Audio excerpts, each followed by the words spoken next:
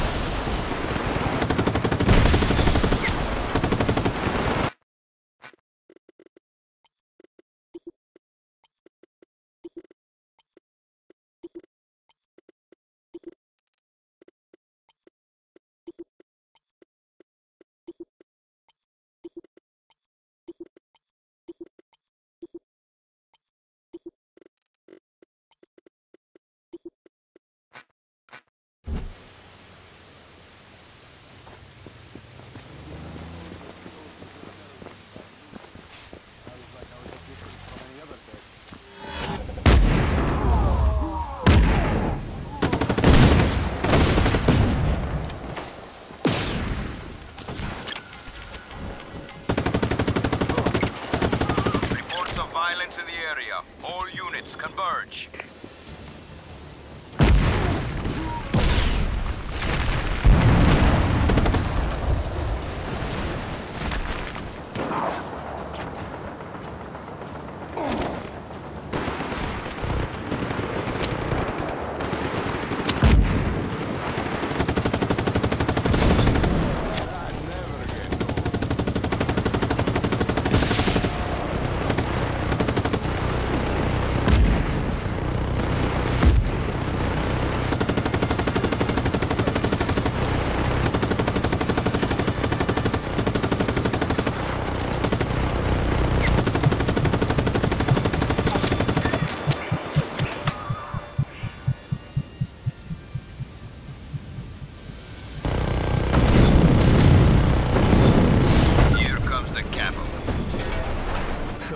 These guys never learn.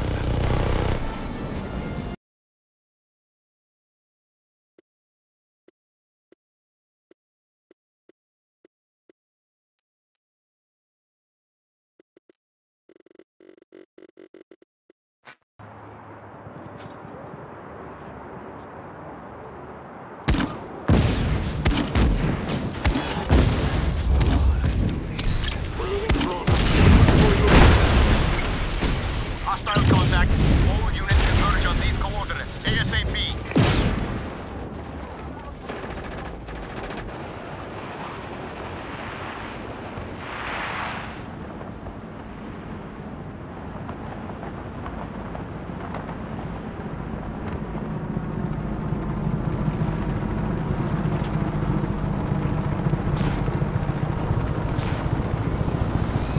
Target is on the helicopter. Take him out.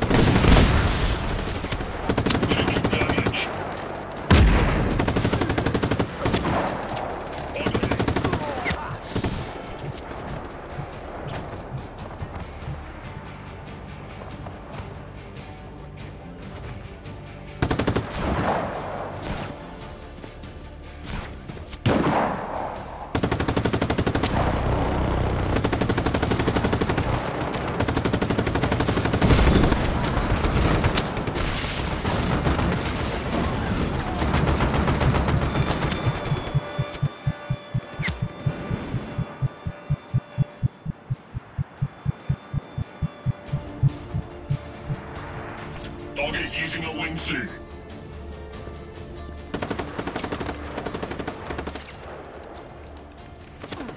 Hit him.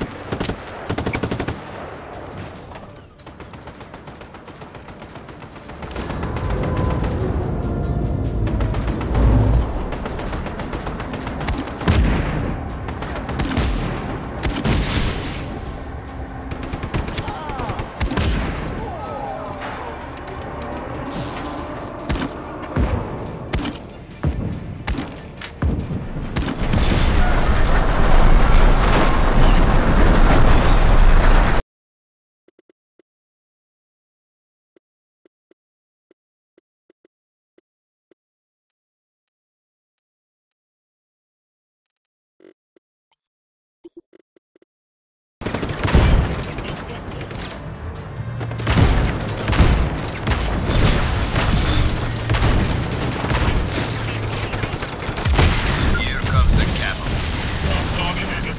These guys never learn.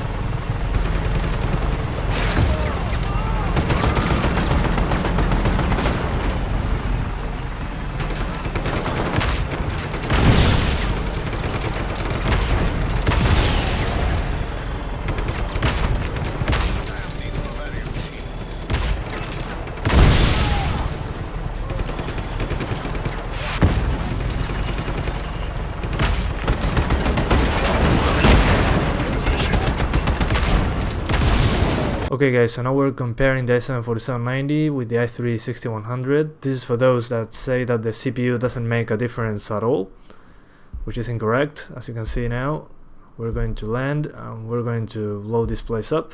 720p, we're playing with the highest setting on both. So let's see.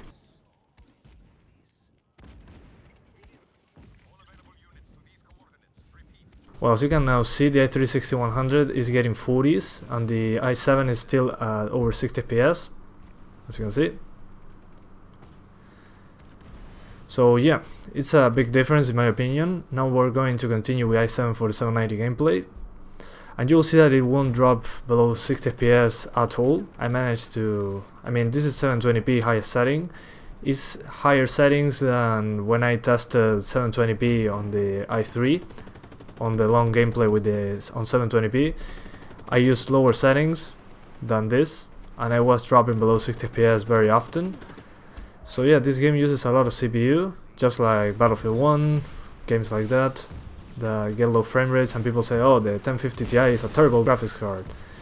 It's not a terrible graphics card, you just need a better CPU on most of these new games that have a lot of physics or stuff going on at once. But you'll see that this doesn't drop below 60 FPS with the i7. But yeah guys, that's pretty much it. I hope you keep enjoying the video. Thanks for watching and see you next time.